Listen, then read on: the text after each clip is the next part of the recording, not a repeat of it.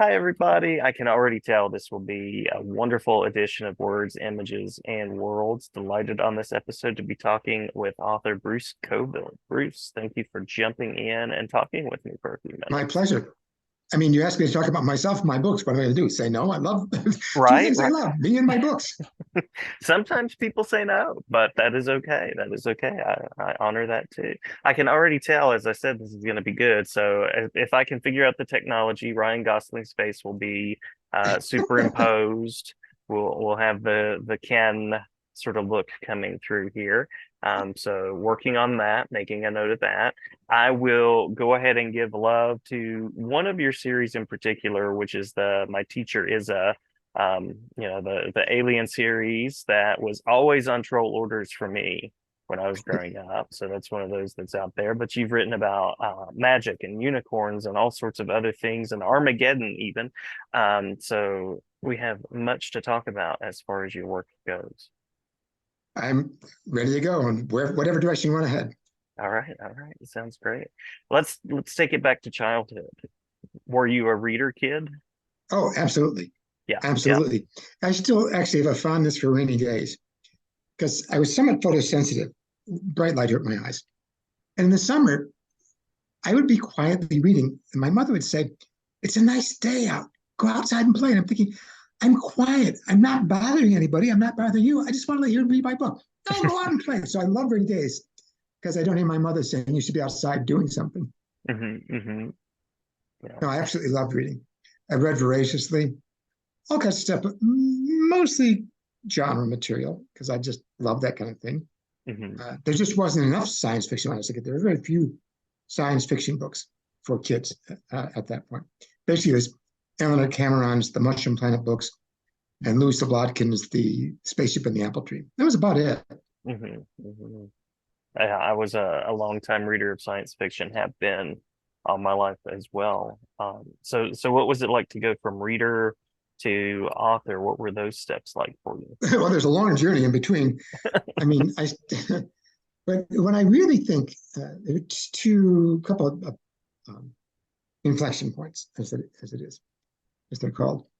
When I was in sixth grade, my teacher had us write all year long.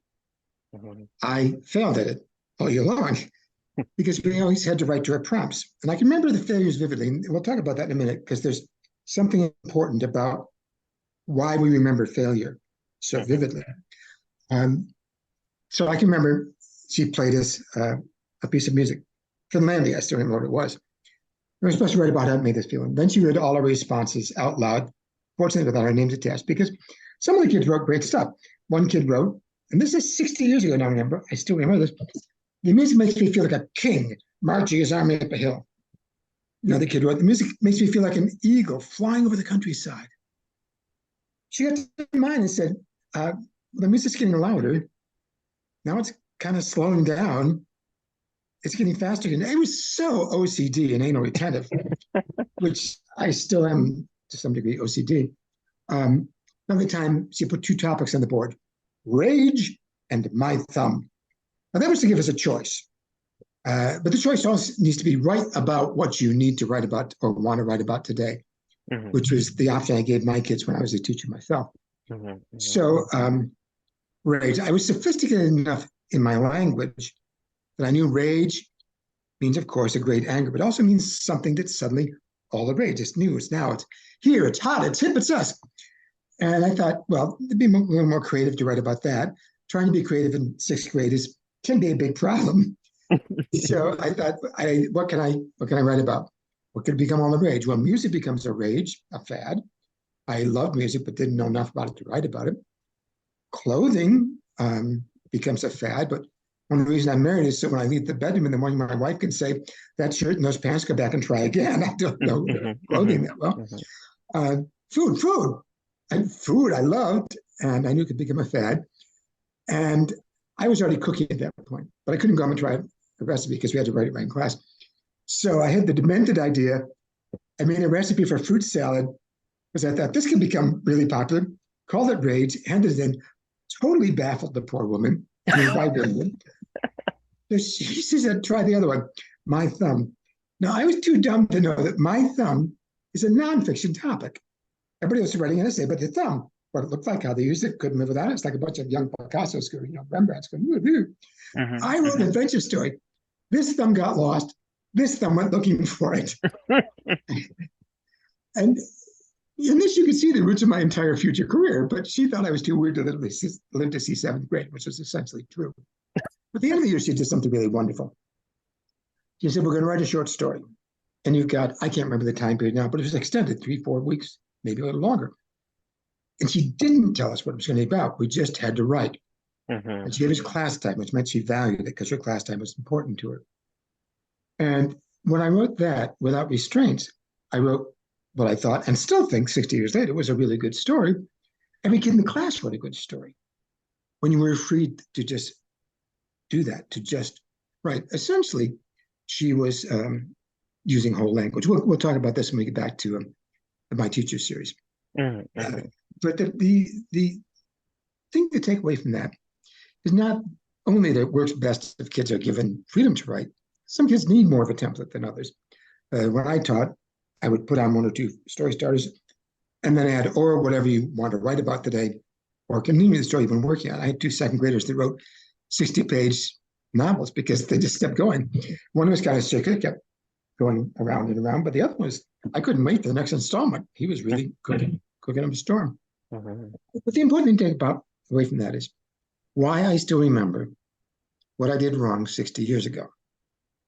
And it's because we are hardwired as human beings to remember pain in order not to repeat it, which is a Mhm. good survival tactic. You're a little kid, you grab a knife, it cuts, you cry, but you don't grab the knife anymore. You stick your finger in the fire, it hurts, you cry, but you don't stick your finger in the fire anymore. Great survival tactic. The problem is that our brains do not distinguish between physical pain and psychological pain, which means that kids spend several years shutting down every time they do something wrong. Mhm. Watch kids come into school as brand new kindergartners. They just about roll through the door. They're like puppies and they're ready to try and do anything. And that continues forever, but ask them in 8th grade. And there's been this shutdown that occurs.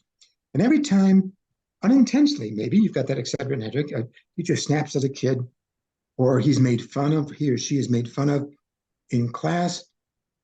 It's a little door closes in their heart. And the Mhm. job of parents and teachers and all the adults who work with kids is to help them kick open those doors and not be shut down by all the social pressure to them. The biggest job that adults who work with kids have, I believe, is just helping them not shut down. Mhm. Mhm. Anyway, that was the first time I thought I'd like to be a writer. Well, there's a long trip between then and becoming a writer. Next important thing, I think, was probably discovering the works of Edgar Rice Burroughs when I got to be in middle school. And there was a big Burroughs revival happening that had been out, mostly out of print for a while. And what I discovered was John Carter of Mars. Edgar Rice Burroughs created Tarzan, one of the probably 5 most iconic characters ever. Everybody in the world knows who Tarzan is. It's an amazing thing. And he wasn't really a very good writer, speaking prose and uh, grammatical terms. He was a fantastic world builder and Mhm. storyteller. And Mhm. I fell into those worlds, and it was difficult to get all those John Carter books, but that's what I wanted. I wanted to write. He was my first mentor, as it were, and I consider everybody who wrote a book I loved a mentor. But it was to follow in his footsteps. I learned pacing, and teachers always write to me about the cliffhanger endings, but I learned that from Burroughs. That was the next step. And then a couple of teachers that told me I could write, but just loving stories and wanted to create things like the things that I loved. Mhm. So there's a series of writers that had an impact on me.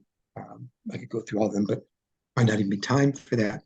But it was wanting to create more like the thing I love to give other people that's the joy that had been given to me by the books I read. I love that.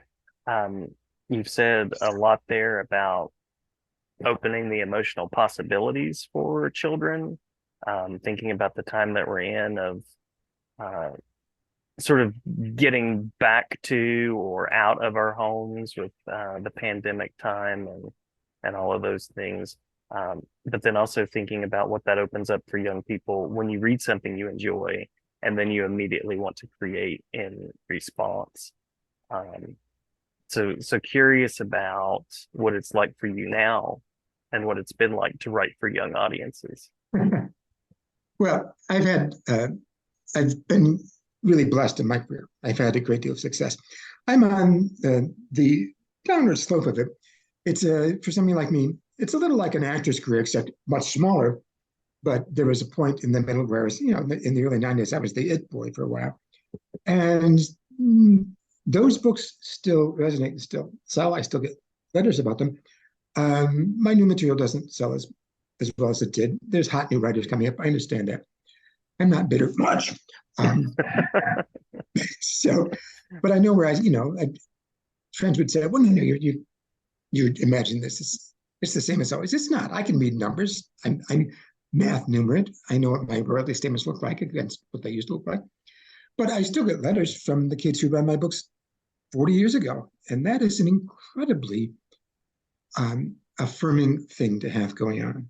Mhm. And I meet people who tell me, that they're reading my books to their kids. I love being one of the great things about longevity is becoming a two-generation writer. When I was a young father, I loved reading to my kids. Now I get letters from young fathers who read me when they were 10 or 11 or 12, and now reading my books to their own kids. And that is incredibly affirming. Yeah. Passing the stories down. Yes. Absolutely. So I mentioned the My Teacher Is a series being one of my favorites, but I'm wondering if you have any particular titles or experiences or collaborations. I know you've written with Jane Yolen and worked in the world of collaborations. Anything that bubbles to the surface for you that's a favorite experience that you look back at? Oh, hmm. Favorite experience. Writing is in many ways hard work. Um, but my teacher books were kind of an anomaly, at least the first one. Now, I need to go back up and explain something about publishing. You may know about this, your viewers may not, your listeners may not. Uh, they were done for a packager. Mhm. And a packager is like the kind of pest that at a party comes up and says, I have a great idea for a story. Why don't you write it and we can split the money? I don't need to talk to this dude. But packagers do this for a living. They create a concept or a book or a series, sell it to a publisher and say, and we will provide you with the completed package. The book edited by our editors with a cover provided by us, a package that you can fill a spot in your publishing needs with. Mhm. So I had my first two or three books were done as hardcovers with prestigious mainstream publishers. But because writing is a business, publishing is a business that devours its young, I started doing paperback originals in order to feed my family because, that's what you have to do. Mhm. So I'd worked for packagers. They found out I was fast and reliable. I did some of my best work for packagers, but it was never paid much attention to by the critical establishment because paperback originals, until a few years ago, were considered beneath the salt, not real literature by, for example, librarian committees. They Mhm. looked at mainstream hardcover books. So I was asked to, I'll try to keep this incredibly long story fairly brief. We had sold a series. They started to ask me to write Bibles for series, whole concept things, which I liked doing. They would pay me to write a Bible, like 10, 15 page thing. These are the characters. This is the world. These are the story ideas. And then they might, if they could sell it, they might hire somebody else to write it. I got paid for doing the Bible, or they might come back to me. So we'd put together a Bible for a series called Camp Haunted Hills, which is supposed to be teen thrillers. I'd already written like 4 teen thrillers, Mhm. and they paid me for that. And 2 years later, they came back and said, "We've sold it. It's no longer teen thrillers. It's middle grade, funny, scary," which is sort of very different. You want to write? So we went this other long thing, and then they'd sold it. Went this huge negotiation, and then the publishing company fired the editor who had brought it in, and the new editor said, "I don't want 6 books about Camp Haunted Hills." So to save it, save the contract, the packager said, "Why don't we have Bruce write 1 and 2 books about Camp Haunted Hills? Mhm. Then we can do 2 books to fill it." It was a 6-book contract. 2 standalones to fill in. If the first 2 are successful, we'll go back and do more Camp Haunted Hills. They said, okay. So then they came to me and they said, "Oh, what do you want to write for the filming books? What ideas do you have?" I said, "Look, you guys are keeping the majority of the money. You give me the idea because I'm using my own ideas for myself." And they said, "Bruce, of course, you're right. Okay." So I met with one of the two principals, Byron Price, in New York. And he started handing me one paragraph descriptions of story concepts across the table at a restaurant. And he handed me one called The Dog Named Boo. And I said, it's not for me. He handed me one called Monster of the Year, which I said, yeah, I can work with this. And then he handed me a one paragraph description for a book called My Teacher is an Alien. And it was all I could do not to leap across the table and grab him by the throat because it was the best title I'd ever heard and I hadn't thought of it myself. What he did not know was that I was oddly appropriate to write the book. For anybody who doesn't know, it's about a kid who discovers that her sixth grade teacher is secretly an alien who's come to select 5 kids from her class, 3 average, the best kid, the worst kid, and three most average kids to take back to space for study. Well, when I was in 5th or 6th grade, maybe 4th grade, I can't remember the exact year, a rumor went around our school that aliens were going to land on a specific date, very specific. Something might have been like April 17th, it was a very specific date, and take all the kids away. And nobody really believed it, of course, but when you say something over and over again, it takes on a weird kind of reality. Mhm. I call that the Fox News principle. So we, True.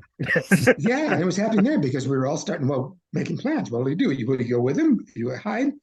Of course, nothing happened. But I knew exactly what it was like to be in a school where the kids were starting to have near hysterics about that kind of stuff, which was part of the story. So I was oddly appropriate to write it. The kids in the story, Susan, Peter, and Duncan, are based, at that point, I taught for 7.5 years, 4th grade for 4 of those. And they were all based on kids I had. Susan was like, I had 2 or 3 Susans every year. These solid, grounded girls that just were straight ahead, smart, going on. I had almost always a boy like Peter, science fiction fan, kind of socially isolated, didn't really fit in with the crowd, but smart as hell.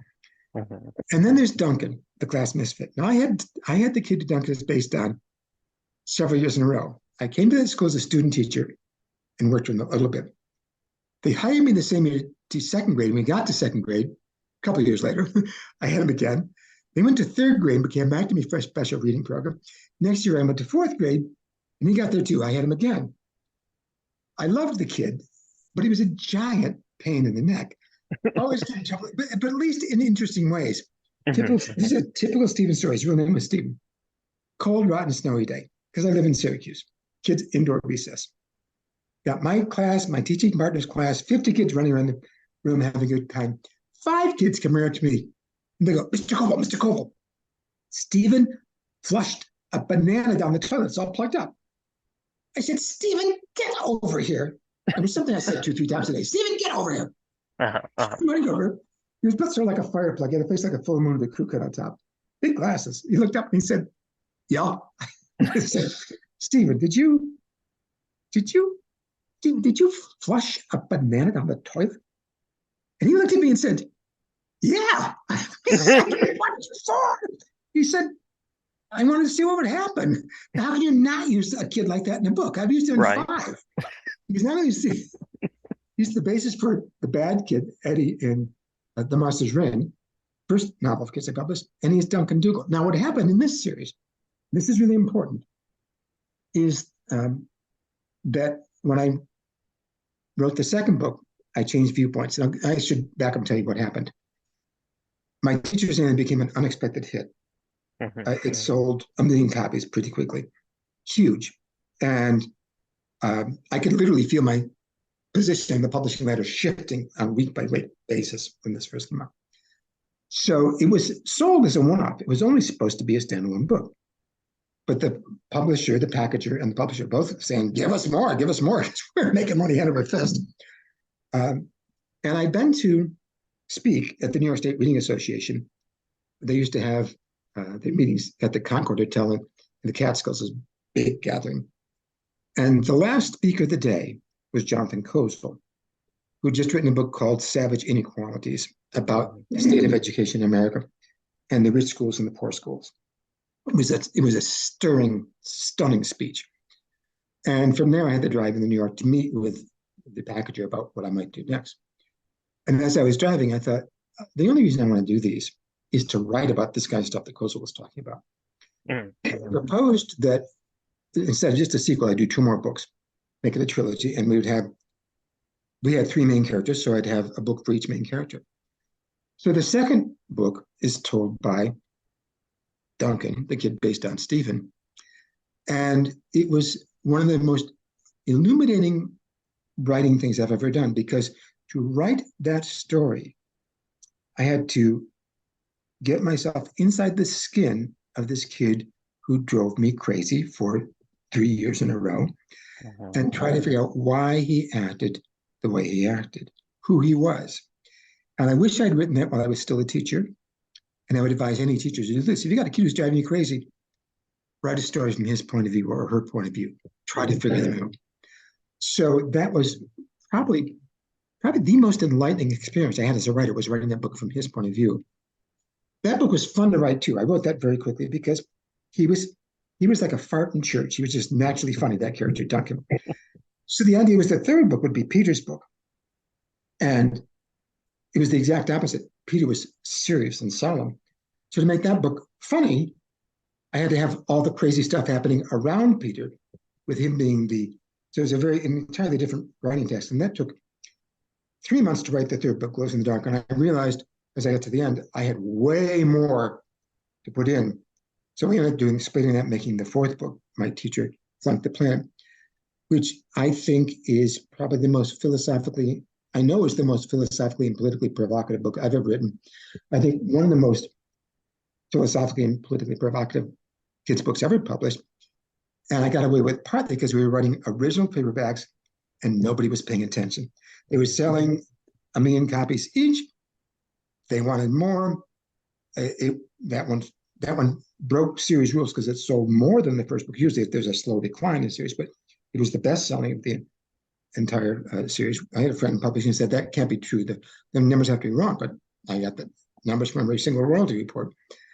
And it really is. We just recorded it for my audiobook company, Fullcast Audio. Mhm. And 25 years later, I think it is now, it still makes me laugh and cry. Getting humor in there is hard. But it took me 6 months to write that one because I had to bring everything together. And the research was so painful because it's talking about the kids are asked to explain to aliens why Earth people do the things they do. Mhm. To do that, the aliens take them on a tour and show them hunger camps and then silos of grain stored away for whatever. Because the kids say, "Well, why don't we? You help them. Why don't you help with food?" And the aliens say, "Why should we? You've got all the food you need." And they say, "What?" And then they see this food Mhm. and they visit various horrible things. But the ending is very hopeful, very optimistic, almost joyful.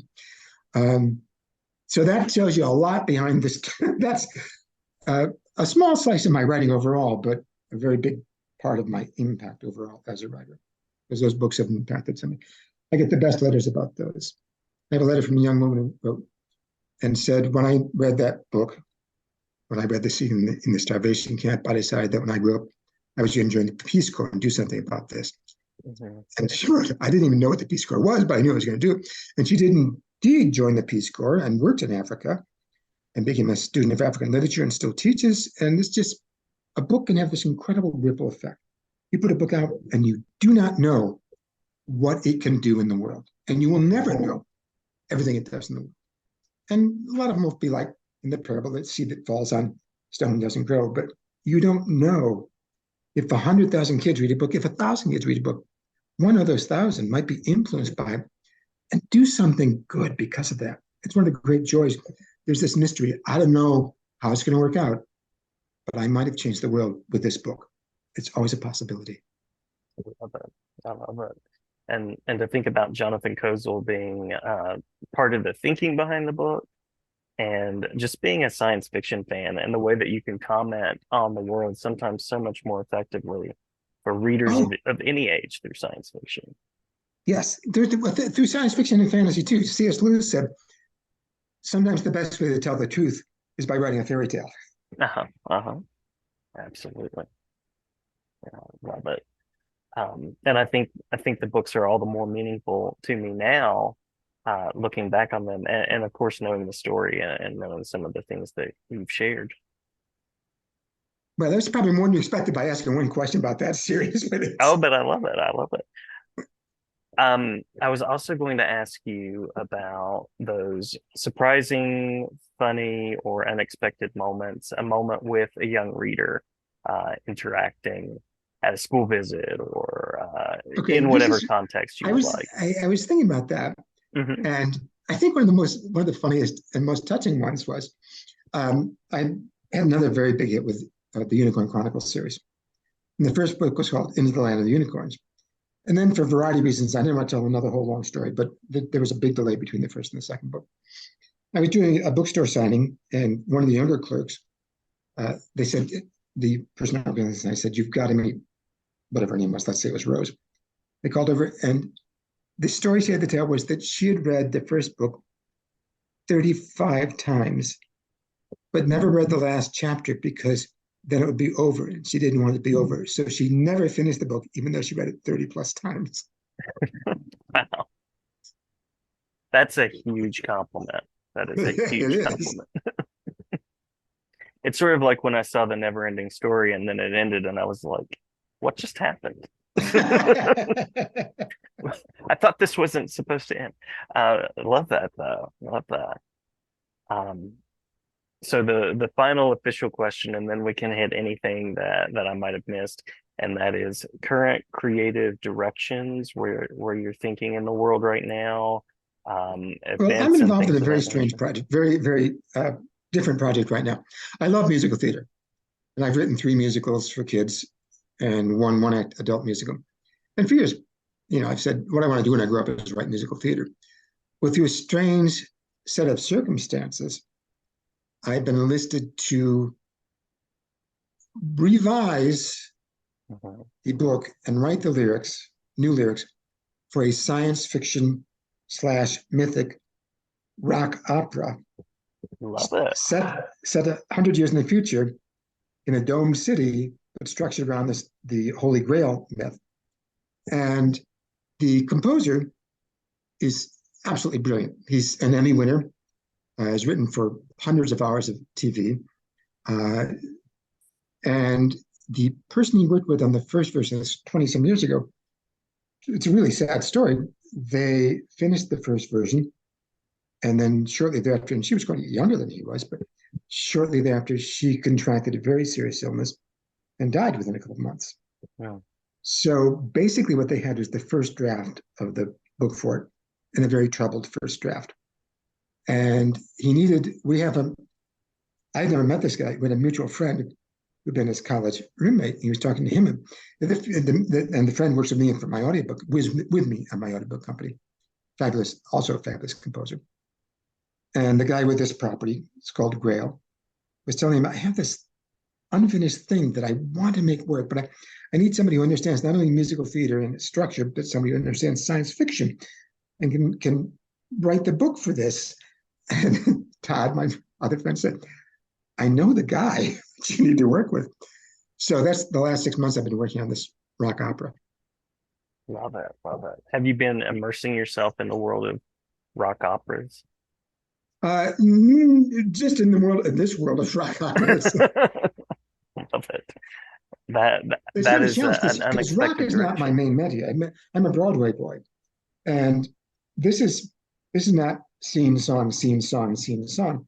Hmm. This is through composed.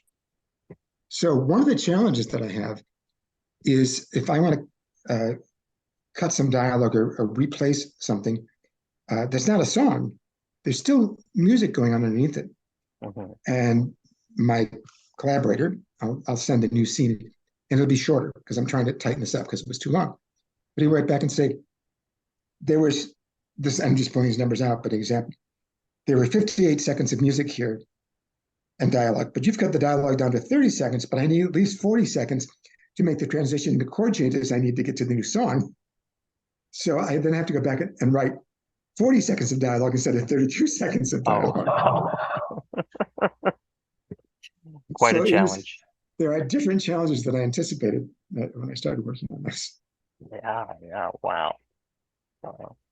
Um, I will also mention for listeners out there and viewers that you have a lovely website where they can find information. Thank you. Yes, yeah, we'll make sure to You can link find it. information. You can also buy autographed copies of all my books off the website. Oh, lovely, lovely. And just to, there, there is a, a box on the uh, final page that you do when you're checking out. It says notes. It's where you can tell me if you want the book autographed. I will often email people and call them and say, "You didn't put anything there. Do you want this personalized?" Like, oh yeah, I'm so glad I can do that. It's Mm. right there. Put it in the box because I can't keep calling people and saying, "Who do you want me to sign this to?" As cool as it is to get a phone call from the author, true. Yeah, very true. People go, "Oh my God, I've loved you since I was 12. I'm 35 and have 3 kids, and you're talking to me on the phone." This internet thing, it does work. It connects. Um, well, anything that we've missed as we're coming to the end of our time together. Well, I'm 73. There's a lot more I can talk about that time, but I think we covered the main thing. Is there anything we didn't cover that you wanted to cover? I think that I think to honor your time, I think that fits well, and um, I'll be ordering my autographed copy a little bit later today, and I'll make sure to write information in the box. But thanks for taking some time and talking with me, and delighted to share this on wherever the internet will let me share it. It's a pleasure to meet and chat with you, and especially to do this with somebody who knows the books and has taken time. Sometimes people want to do an interview like this, but they don't really properly prepare. You were clearly well prepared for decades to do this. Well, So yes, yes. Thank you. Thank you. I try. I don't do the thing where I email people I don't know, like, hey, would you mind to talk to me? Yeah, if you're on the show, it's because I like your stuff. So, and love the work that you've done. And thank you so much. it's a pleasure. Thanks for inviting me.